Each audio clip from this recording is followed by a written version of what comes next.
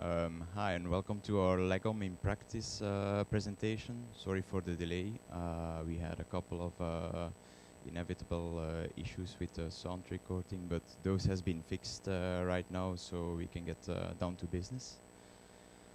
In this presentation, we will take a look at Lightbend's newest framework for architecturing microservices. The framework is called Lagom, and it's a framework written in Scala, and at the moment you can use it with Java. A little something about me. What?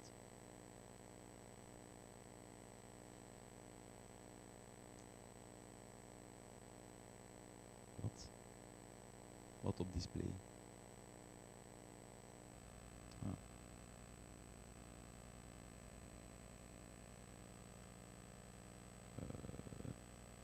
Zijn toch gemiddeld?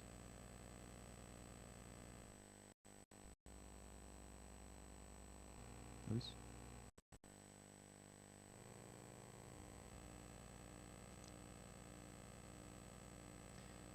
Yeah, there are also a couple of issues with the screen recording apparently, but we are getting that fixed right now.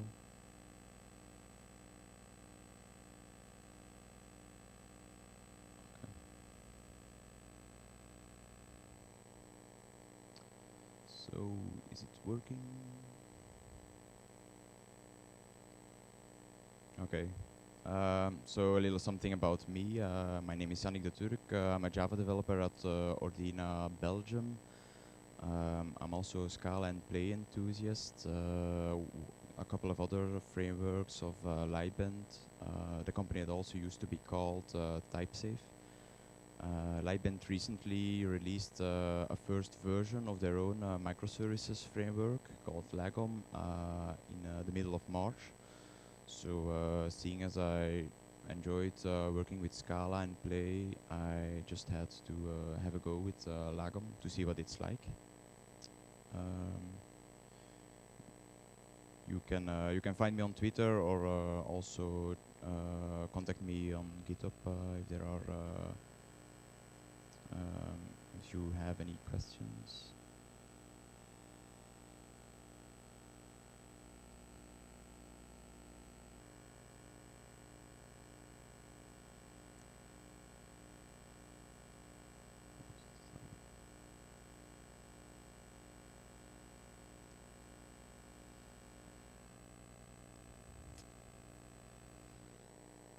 Okay, third time's a charm, I guess. I've also written a blog post on Lagom together with a colleague of mine, Andreas Evers. It's called Lagom First Impressions and Initial Comparison to Spring Cloud. And during the blog post, in the blog post, we're having a first look on Lagom, and we're also trying to do an initial comparison with Spring Cloud, which is like the big name when it comes to developing microservices in Java.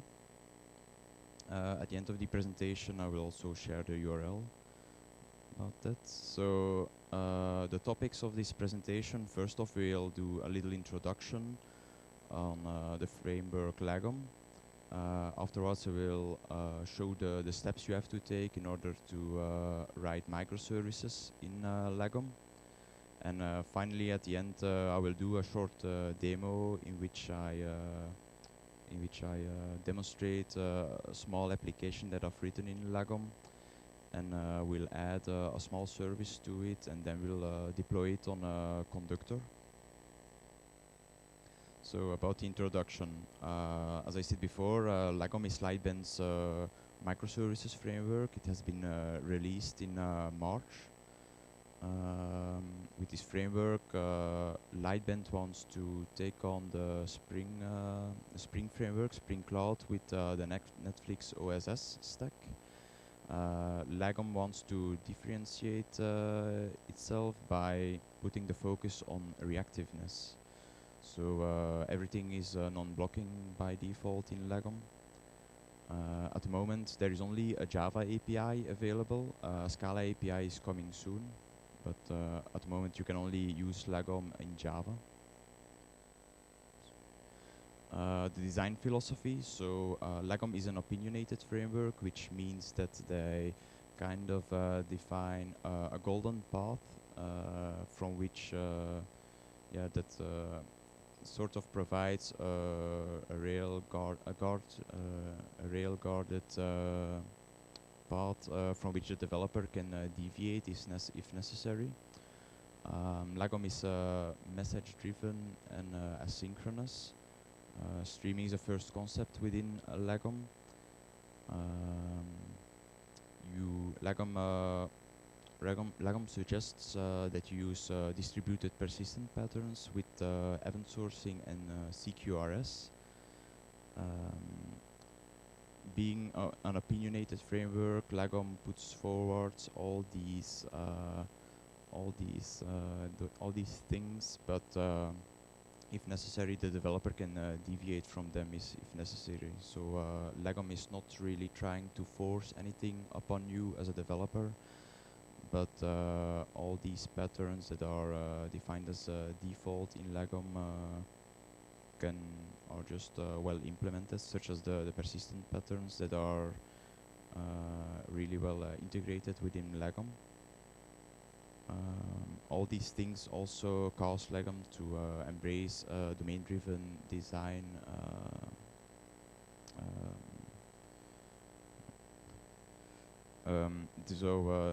The developer productivity is another point on which Lagom focuses. If you've developed with Play Framework before, you might have noticed that Play Framework has a big feature called hot code reloading. And basically this allows you to start your application once, and as you go on and implement the logic in your program, you can just hit refresh in the browser, and everything will get automatically compiled. The new version of your code will be available right away, so there is no need to fiddle with any server. You can just keep on coding. So that's really nice for the developer productivity. There is a command available that allows you to execute and run all your microservices just in one go. That's with the run all command. Lagom also takes care of the intra-service communication for you. Basically, you just inject an instance of the other microservice that you're trying to use, and you can just use that in your code. There is no need to fiddle with URLs yourself. The architecture and technologies. So Lagom is written in Scala. At the moment, there is only a Java API available. The Scala API will be coming out soon. Lagom is built upon a Play framework and the Akka framework. Lagom sort of acts as an abstraction layer on top of these frameworks, so you don't really need to have any knowledge about Play framework or Akka. So you can just use these without any knowledge, basically. SBT is the build tool that is used in Lagom. Most Java developers will be more familiar with Maven as their build tool, but seeing as Lagom is written in Scala, the choice has been made to use SBT, and also because SBT was apparently a good solution for providing a real development environment. It's basically thanks to SBT that you're able to just execute all your microservices in one go. There is also Cassandra that is part of the default stack in Lagom. Cassandra is used in the persistence layer. It's a database. You have Juice. Juice is a lightweight dependency framework. And finally, you have Conductor, which is like a product of Lightbend for putting your applications into production.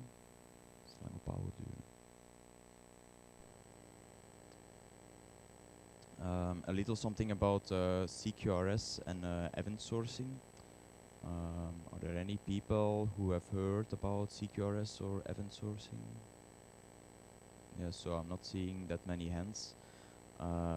So basically with event sourcing, every interaction you have with your application, with your records in your application, with event sourcing, you're kind of working with events. And all these events are put in an event store so that you can keep track of every mutation that is happening to your data instead of just persisting a state change to the version of your record. Instead, you're just keeping track of all the events that have happened to it, and this allows you to keep a log of all the actions that have happened. And then you have CQRS. CQRS is actually a way in which you separate your read side from your write side. Basically, you will have a write side that will be optimized for just write throughput, and on the other side, you have your read side that will just be optimized for querying data. Both sides are separated, so they don't really have to share a model or something, and that way you can have your data on the read side designed in the form that's the most useful for querying. So what you're actually seeing in a Lagom application that works with CQRS and event sourcing is that you have your user right here, and he's making a change in the user interface. For example, he's updating a record, he's updating a person record, and he's changing the name. What will happen is that this interaction will be seen as a command that will be sent towards the right side. And on the right side, you have handlers defined for handling your commands. And as a command gets handled, an event will be created. In this case, a person name changed event will be created, and this event will be stored in the event store. After which the event will be picked up by an event handler, and as the event gets handled, the state of the person record will get updated. And afterwards it can be written to the right side of your application, after which it can then be consulted in your application. But we'll get back to that when we're going through a bit of the code in Lagom, so things should get more clear in a bit. So event sourcing, as I said before, all the changes, all the mutations that you're doing to records are captured as domain events, as immutable domain events. Within event sourcing and domain-driven design, you work with aggregate routes, and an aggregate route is basically the point to which you refer your queries for querying individual records. You query these records based on an identifier, and then you just get the record back from the aggregate route. You cannot use the aggregate route for querying multiple to perform queries that span multiple aggregates. And for that, you kind of have the CQRS part within the architecture. So yeah, with CQRS, you will just query a database in Cassandra, for example. The benefits of event sourcing are that all the events are stored in the event store, so you will always keep track of all events that have been processed, instead of just keeping the latest change, the latest state of a record. You don't have any object relational independence mismatch, because the events don't really have anything to do with the way your model is represented. Given that you have the event store with all the events inside, you kind of have a built-in audit mechanism and historical tracing. Another advantage of event sourcing is the performance gain, the simplification, the scalability you get. And there is also the testability and the debugging that you're getting. For example, if you would have a bug in production, you can just basically retrieve the event log from production, and you can replay the event log locally in your development environment to see where things went wrong. So as I said, with CQRS you have a separation of your write side and your read side, and the main advantage is that you can scale each side individually. You can also have different models. The models don't really have to do anything with each other. Another feature of CQRS is that you have eventual consistency, and what this means is that as events are created and handled, there will be some delay before your read side is updated with these changes. And this is what I call eventual consistency. It is seen as a feature. It doesn't really have to mean that it's a disadvantage, but it's basically just something you have to take into account when developing your application. For an excellent introduction on CQRS and event sourcing, you should read the following blog post on one of the sites of Microsoft. It's very well explained in there. About writing microservices now in Lagom. So basically, in your Lagom application, you have 2 projects for each microservice. You have the Hello World API. You have an API project and an implementation project for your microservice. Besides that, you have the project folder in which you can set up SBT plugins. And another major file is the build.sbt file, in which you will configure how your application must be built, and you will also define all your microservices in there, together with their dependencies and other configurations.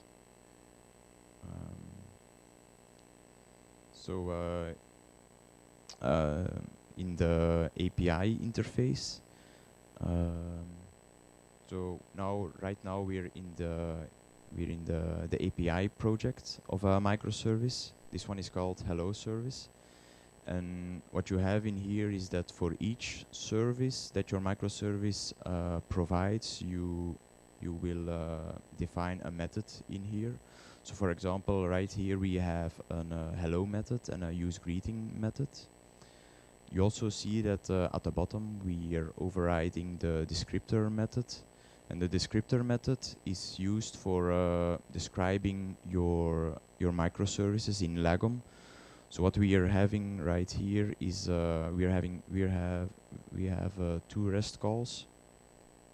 We have 2 REST APIs. We have a GET, we have a POST, and you can see the URL from which they can be accessed. And the third parameter refers to the method that will be used for the service. At the end, you also see that there is something being done with auto ACL, and what this means is that whether the service should be available publicly.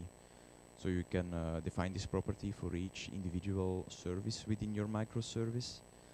And for example, if you want to define APIs that should only be used privately within your application, you can just turn off ACL for that. An example of an API implementation within the implementation project. So right here we have the 2 methods that we've defined in the interface project. We have the hello, and what you see right here is that you return a lambda that shares a request variable, and as a result it will return a completable future. So as I said at the beginning of the presentation, in Lagom everything is non-blocking by default. So every result that you return will be non-blocking as standard. So in this case, we are simply returning a string as a completed future. So the first one will be a get, and the other example, the other method is a post. Basically, they kind of do the same thing. The hello service will just append the name that you pass in the URL, and it will concatenate it with an hello string.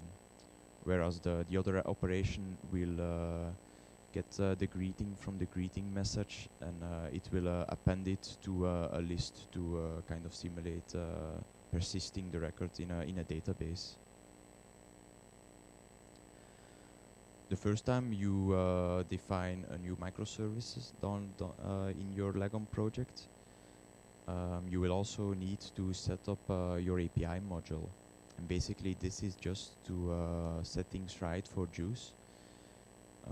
It's rather simple. You basically just have a configure method that you have to implement, and in there you bind the services that are known within your application. And if your microservice is using other microservices, you will also bind clients for those microservices. So as you can see, right in this example, there is a client being bind for the other service class. You also need to define your module in the application config. It's also just a one-time thing. And finally, you need to register the microservice in your build.sbt. Basically, you have two lazy vals, one for the API, one for the implementation project. Yeah, the code you see right here is Scala code, so that's basically the only file in which you will find Scala code. But yeah, it's not really that hard, and it's basically just for setting up your project, so it should be alright. There isn't really much to say about it. You can see the library dependencies that are being used within the application, and just some basic settings that are configured right here. For simply testing the microservice, you can test it by using a curl command, for example. The first curl command will test the get REST API, whereas the second one will actually do a post to our post API. Lagom also provides test utility classes for testing your service. So basically, in your test, you will start a test server, and from the server you will ask for a client that you can then just invoke to test your service. Then it's just basically just the usual stuff that you do to test your code. Back on event sourcing and CQRS. So I mentioned before that within event sourcing and CQRS, you work with a persistent entity, and persistent entity within Lagom is actually your aggregate root. So this is the entity that you will use to look up an instance of the persistent entity. In this case, we have the hello world persistent entity. And what you will do right here, that is, you will define the behavior for this entity. So first off, you will just define the default state for this entity. And besides that, you will set up the command handlers and the events for this entity. And if possible, you can also set up read-only command handlers. It might come over as a bit complicated, but we will run through the code just in a little bit, and things should become more clear. but basically this class describes uh, how interactions will happen with the hello world persistent entity. So you will provide a command handler for each command that your entity will handles, and a different event handler for each event.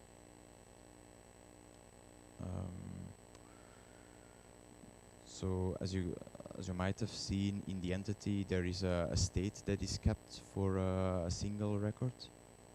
The state in your code is just presented by a simple Pojo object with multiple fields. There isn't really a lot to say about this.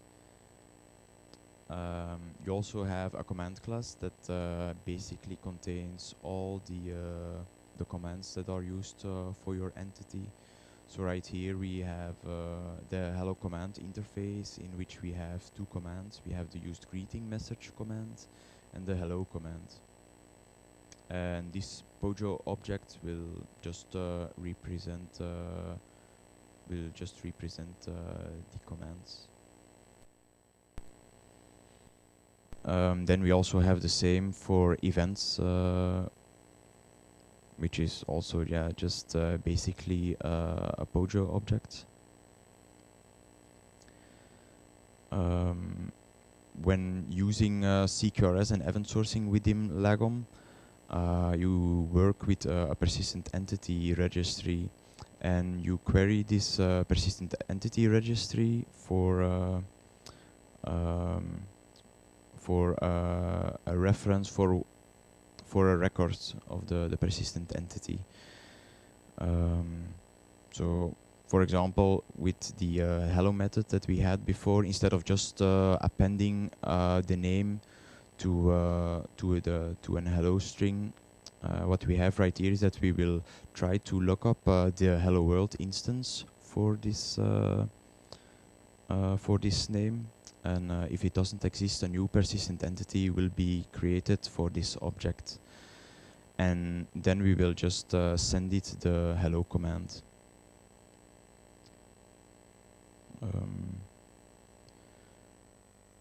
But yeah, I think all of this might seem a little bit abstract to most people, so I think it will be better to just jump right into the code. The application, I've been working on a simple application called a Lagom shop, and basically it's an application in which we have an item service and an order service. So these are the two microservices that I have. I also have a Play frontend, a frontend written in a Play framework. The frontend doesn't have to be written in Play; it can be written in any frontend framework that you want, whether it's Angular or some other fancy framework. So we'll just open the project in IntelliJ. First off, close this. Okay, there we go. We'll just have a look at the front end first. So basically this is just my Play frontend. I have two tabs on top, a tab for working with the items and a tab for working with the orders. As you can see right here, it's basically very simple. You can just create an item. For example, we can create a chair, and we can set a price for it, for example, $25. And the item will be created immediately. Afterwards, we can then just create an order for a single item. So for example, I can order 2 chairs under my name.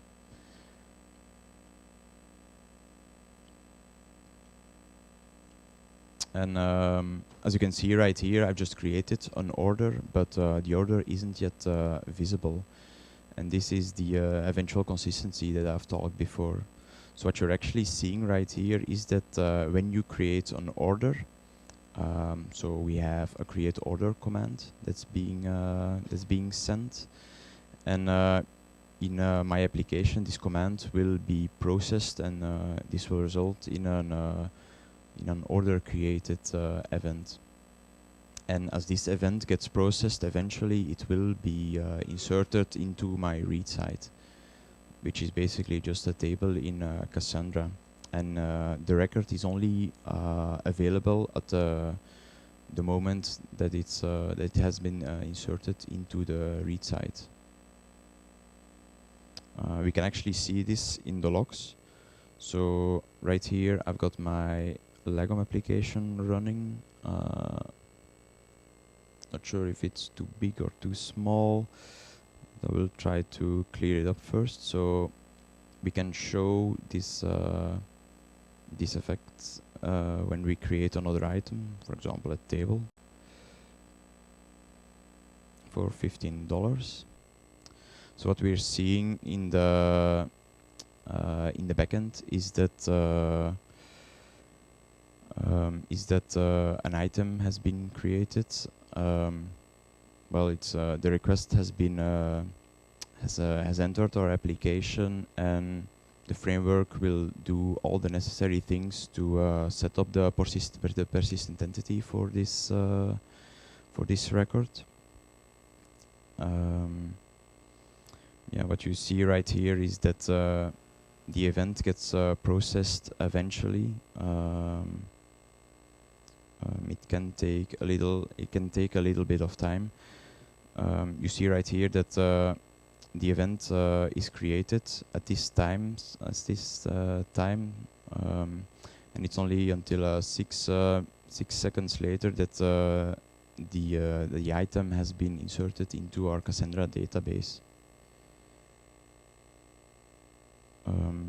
So yeah, that's basically just to give some kind of an impression about the CQRS aspect.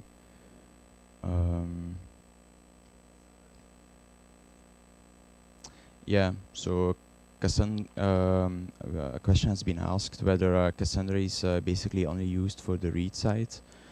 As far as I can tell, you have the events, the event store that is also persisted into Cassandra, and you also have your read site that is defined into Cassandra.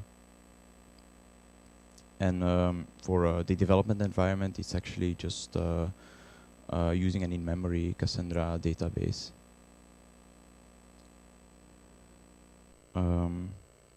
But I will demonstrate it a bit in the code how this all actually works. So we have our item API service. So this is the class, the interface class of our microservice. We have multiple methods defined. We have a service for retrieving an item, a service for looking up a list of items, and a service for creating an individual item. And at the end, you can see the services being described in the descriptor. These services will get implemented in the item service implementation class. Right here. Yeah, and this will underneath do all the necessary CQRS stuff. Perhaps it's a better idea if we would define a new simple service. For example, let's imagine we want to add a new service to our application that accepts a simple string, and that just performs a transformation to the string. For example, we can write a service that will accept a string and just put all the characters in the string as capitals. So we can just define a new service call right here. And in here, you have to define the request and the response object. For example, we can say that the request object that we are getting will be a string. Or no, let's just keep it simple and just work with a string that we will pass as a URL variable. So in this case, we won't be using a request object.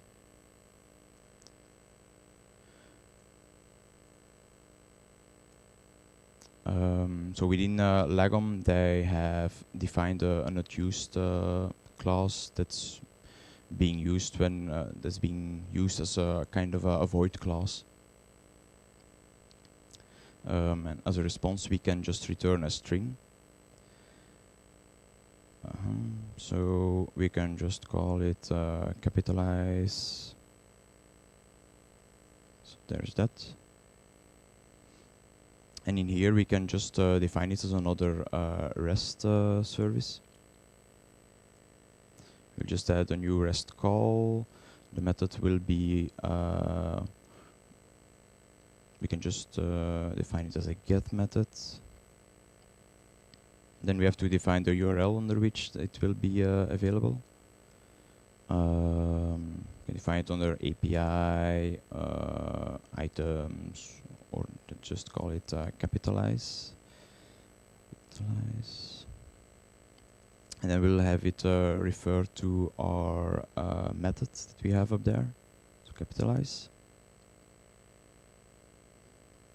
So that's that. And then we have to provide the implementation in our implementation class.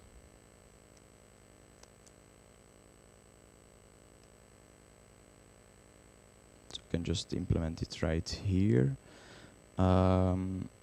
We have to return a lambda. So we'll pass on our request variable.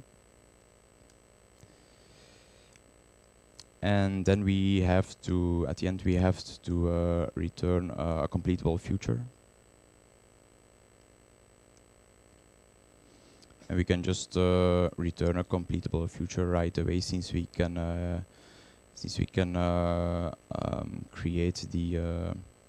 We have actually forgotten something. So I mentioned that the string that we will capitalize will be passed as a URL parameter. So we'll add it, we'll define it right here, or we can just call it string. And what we'll also have to do is that the URL parameters will be injected as a parameter in our method. So we'll just have to define it right here as well. String. So back into our application, we can just take the string that we have and capitalize it to uppercase.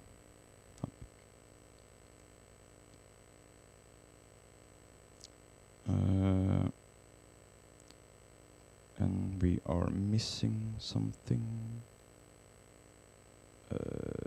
Return, of course. So there's that. And then we can actually try to test our new service. We can just test it by executing a curl command on it. It will be available at localhost port 9000, and then we have the API prefix, and then I believe it was capitalize, and then our string, for example, test. And as you can see, our endpoint has responded, and the string has been capitalized. But this kind of shows how easy it actually is to implement a small microservice in Lagom. This is all very easy, and it's actually the CQRS and the event sourcing part that's actually the more difficult part within Lagom.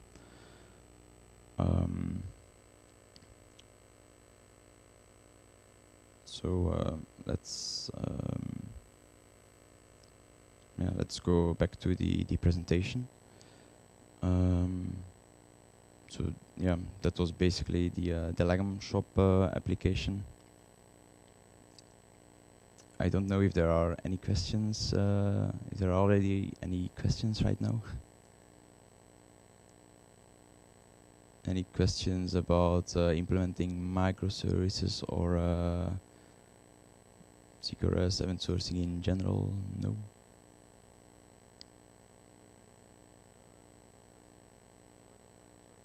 Yeah. So yeah. So someone in the audience is asking whether we can write a unit test for the survey that we've just written. And we can actually do that right away. It's not that hard. So in our implementation project, you have a test class. We already have the item service test defined right here, so we can just add it right here. I already have a couple of tests defined right here for the other services, but I will just put them in a comment. So we can just define a new test, public void, test capitalize.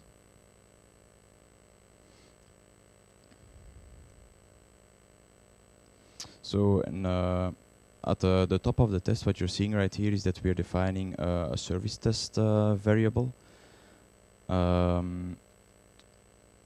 This is a test server that we will start at the beginning of our test, and we will interact with the server to call a single service within our test. So we can just copy this bit right here. So here we are asking the server object for a client for our item service. And we will receive an instance of the item service. And then we can just interact with it. We can call one of the methods that's defined on the service. For example, here we have our capitalize. And we can pass on the same string to the service. For example, you can pass it my name. And what you see right here is that when you call the method, you're not getting the result, but you're actually getting a reference to the method, which you can then invoke. So if we invoke this reference, then we will get a completion stage, which is kind of a promise. So we can just call this the response we're getting. And on this response we can then validate. Just have to peek a little bit. For this part right here. Oh no, that's for something else.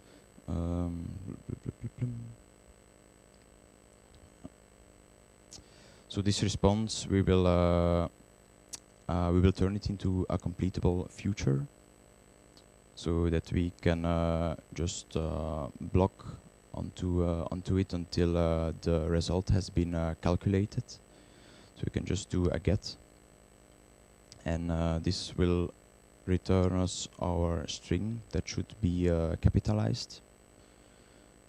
Capitalized string.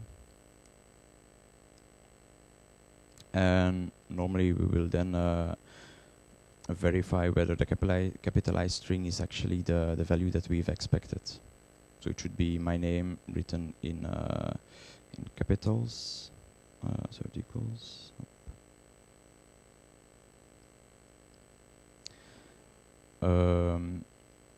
There is a small problem currently. At the moment, there is a small bug within the service test API that prevents you from executing a service test within an IDE, at least within IntelliJ. But within the SBT development environment, you can also start all your tests of your application. So that is what we will do right now, just to simply test this part. So right now I'm in SBT right here in my project. And I can go into my item service implementation, and then I can just execute the test command. And what this command will do is that, yeah, first off, it will compile any resources that aren't yet compiled. And normally I should see my tests around here somewhere. So I can see my item entity test. I'm doing my service implementation test. Try to individually execute the test.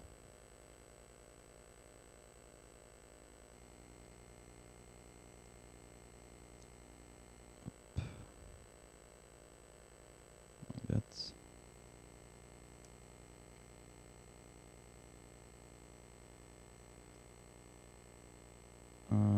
Yeah, and it's not finding my test, obviously. Yeah.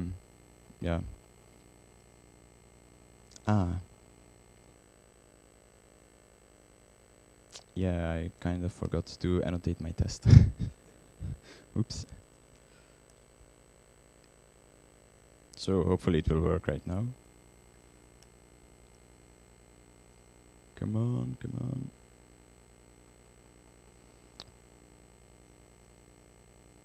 Yeah, this is just an error for no apparent reason. Pay no attention to it. Okay, so it's actually executing our method right here. So you can see that the test capitalized test is being executed right here. And yeah, it has passed apparently, which means that the code we've written is correct. Yeah, I see it's already 7:30. A part of the demo that I've also prepared was showing how you can deploy your Lagom application into production using Conductor. Are people up for that? Yeah. I see everyone nodding, so it must be good, yeah.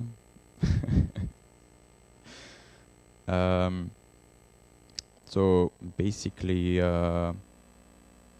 Conductor is actually a product of Lightbend for orchestrating deployments into production.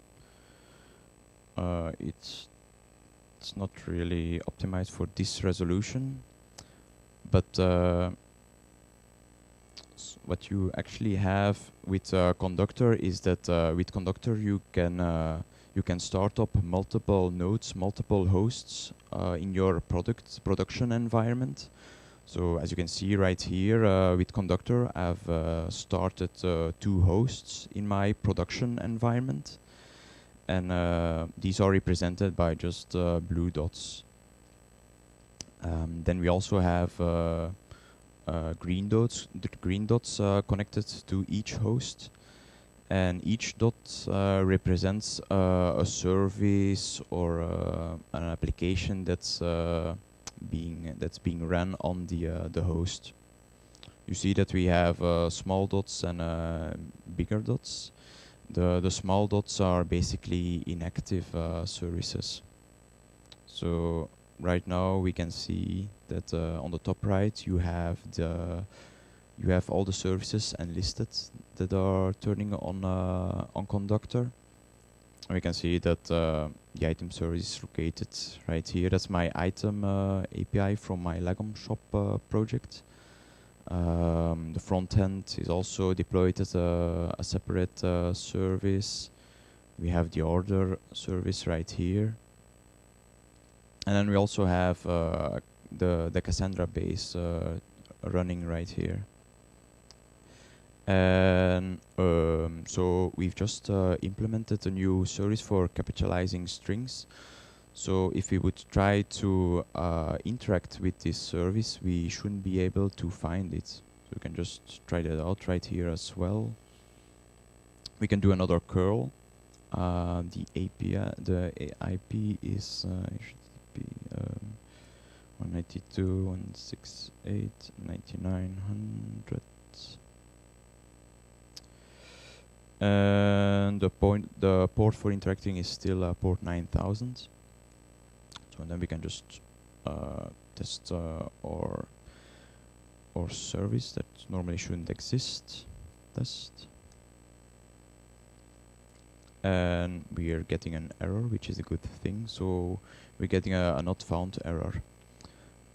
Similarly to how it's done in play, whenever you're developing your application, and let's say you've made an error, a logical error somewhere in your code, and this resulted in a null pointer exception from being thrown.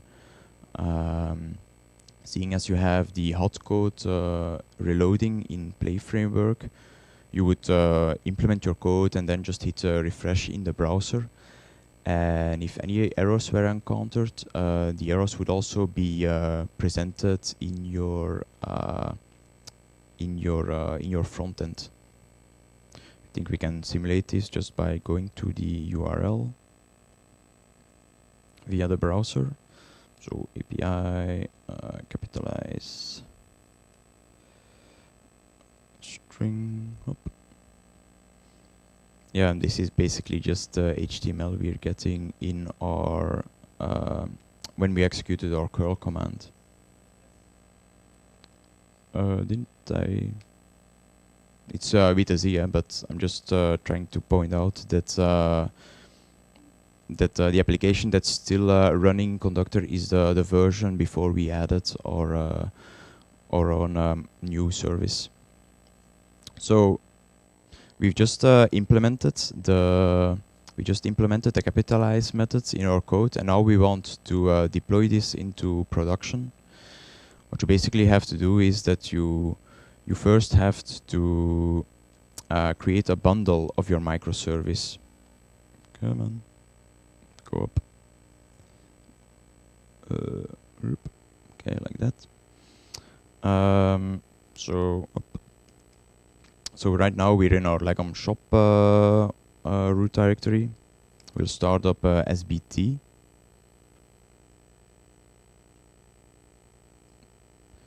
This might take a couple of seconds.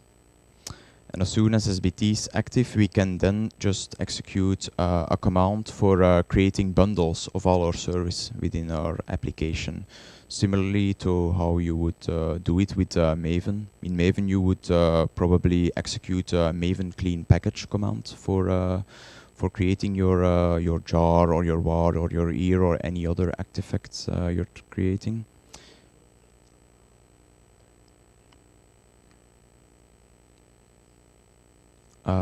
So someone is asking what kind of a container is being used right here. So you mean the bundle that's being created for a service or...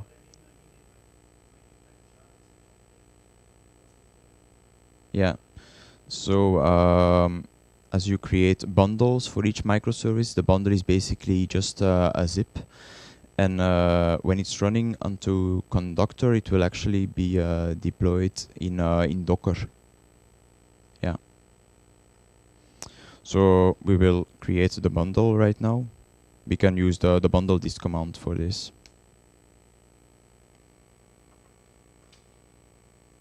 And this will just go through all the services that we have within our application, and for each service it will create a bundle.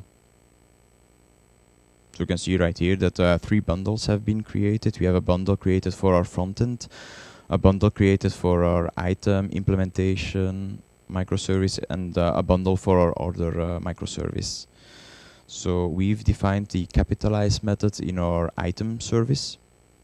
So that's the one that we need to deploy onto Conductor. First off, we need to load the bundle into Conductor, and we can do this by navigating to the item implementation project first. Item implementation. And then you can use the conduct command to load the bundle into Conductor, you can just utilize the tab and it will automatically find the most recent bundle that you've created.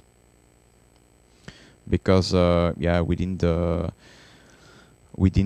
target folder, you will actually find multiple bundles each time you've created bundles for your services. But just by using tab, it will look up the latest bundle. So we will load it into Conductor. As you can see, the bundle is just a simple zip. Bundle has now Conductor has now loaded the bundle. Now we can actually just deploy it onto Conductor, and we can do this. We can do this with a different conduct command called conduct run, and then we can specify the item impl, and then it should.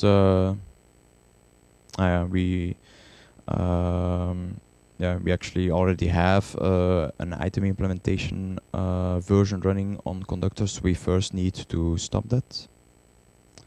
Stop item service.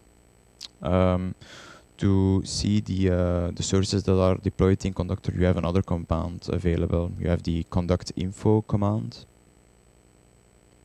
that shows you all the services that are currently running. Here you can see that we kind of have a bit of a conflict right here with two item microservices being deployed. Both of them are of a different version. So we will first try to remove the one we've just added. The one we see right here is the one we've just loaded, and the other one is the one that I've loaded before and that I've already deployed onto Conductor. So we'll try to stop this one first. This is done using the conduct stop command. Then I think I can just pass on the ID, I hope. Yeah. As you will see right here in the visualizer project of Conductor, the service should disappear. So I think that the item implementation no longer exists right now. So here we can see our two nodes, and yeah, the item implementation is not active on both of the nodes. Oops. Yeah, so we can just retry deploying our item implementation onto Conductor right now. And we still have an error. Must have forgot something. Conduct info. Yeah, it's because I've just stopped the previous version of the item implementation, but it's still loaded by Conductor, so Conductor doesn't know which version we want to deploy.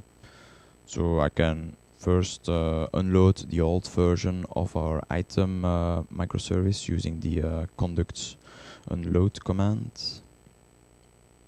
I want to use the ID for that. So it was this one, I believe. Up. And if we verify the conduct information command, we can see that it has been successfully removed.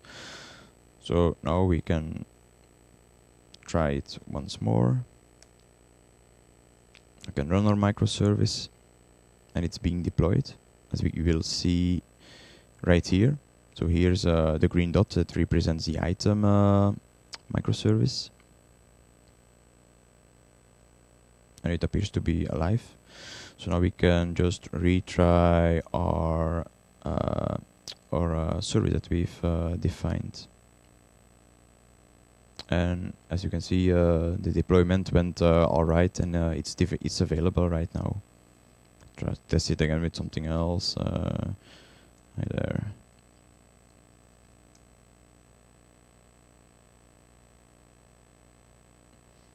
And yeah, we've successfully deployed our Lagom microservice into production. Any questions about this part? Any questions about Conductor, deployment, creating bundles? No?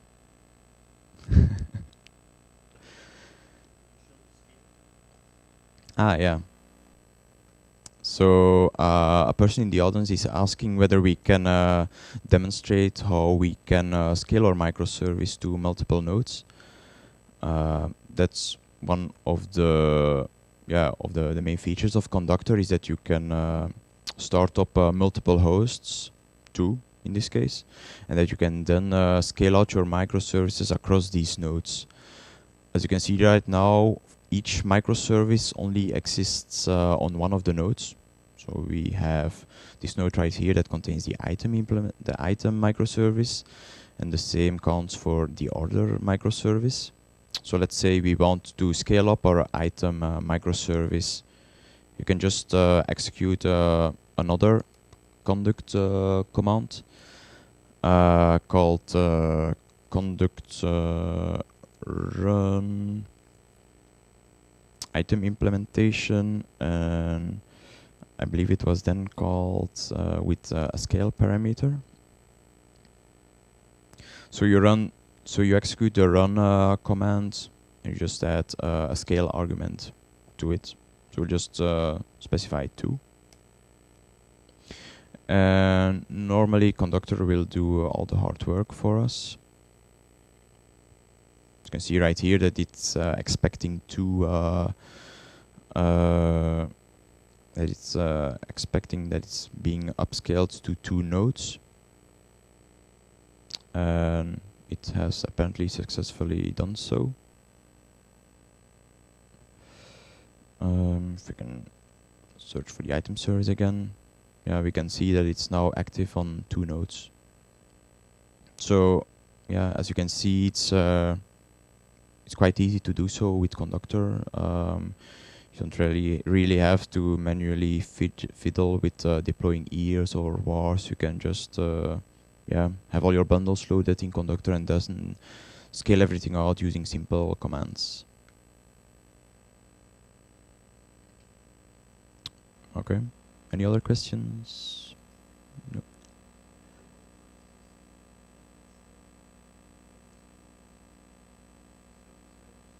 Yeah.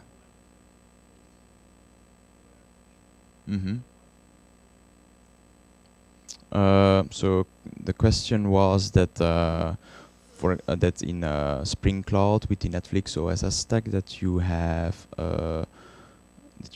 a service registry which is Hystrix, I believe. No, Eureka. So Eureka is the service locator that's being used with Spring microservice projects. What you have right here is that with the case with Conductor actually acts as your service locator. So all the microservices are registered within Conductor. And yeah, you don't really have to do anything specific for that. So that's the case for Conductor when you're using Conductor, but it's also possible to use your Lagom application in production without using Conductor. And yeah, in order to successfully do so, you kind of have to implement your own service locator. But you could use Eureka for that, for example. But currently there hasn't been there isn't really support for Eureka. So given some time, I believe that the community will come up with a solution for that. I know that someone is already working on providing Kubernetes support for Lagom applications. And yeah, give it some more time, and I think that soon enough there will be more ways to deploy your Lagom application into production using something else other than Conductor. Because Conductor is actually is a product of Lightbend, and it's free for development. But as soon as you want to run it in a real production environment, you have to buy a license for it. No. No more questions? So yeah, here at the end of the presentation, I've listed all the resources. So the presentation and the source code for the for the shop application is available on GitHub. Right here, so you can consult it. You can just clone it. And the only thing that you have to do is install SBT in order to run it. So as soon as you have installed SBT, you just have to navigate to the project and execute the SBT command to start up SBT. And then you can start up the project by executing the run all command. And then all the microservices will start up together with Cassandra and the front end. And then you can just have a look at it if you want. The presentation that I've used is also available right here in PDF format. So there's that. Yeah, shortly after Lagom has been released by Lightbend, I had a first impressions look at the framework, and yeah, I wrote a blog post about it together with a colleague of mine, Andreas Evers. And the blog post is available on our Ordina's blog website. And in the blog post, oops, I think I just screwed something up. So the blog post is actually also just a first look at Lagom. And in the blog post, we are also doing an initial comparison with the Spring framework, since Spring Cloud with Netflix OSS is kind of yeah, the big name when it comes to developing Java microservices. Yeah, and in the blog post, we'll have a look at different aspects between the two frameworks. I have to retrieve my presentation right now. Full screen. No full screen.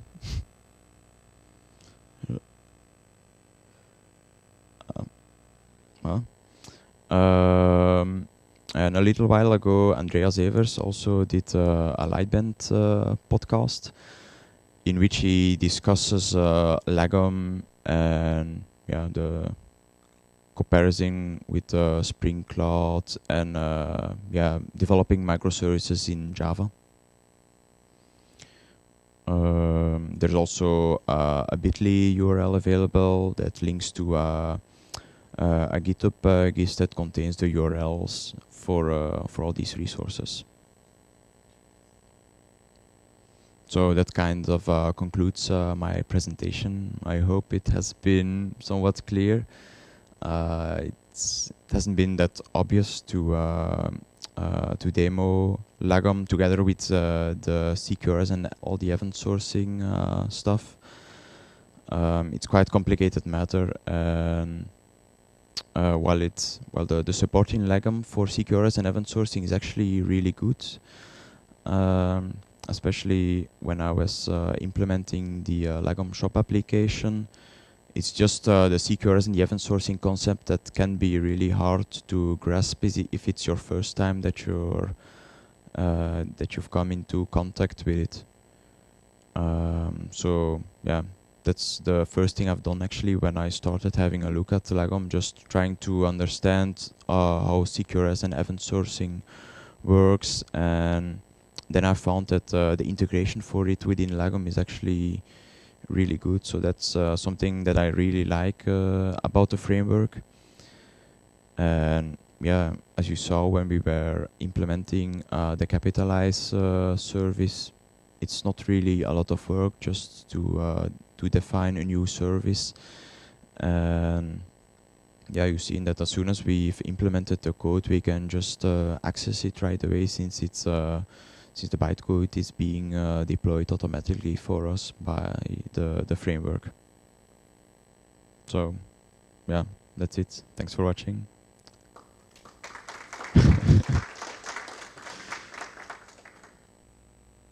Some Ordina commercial.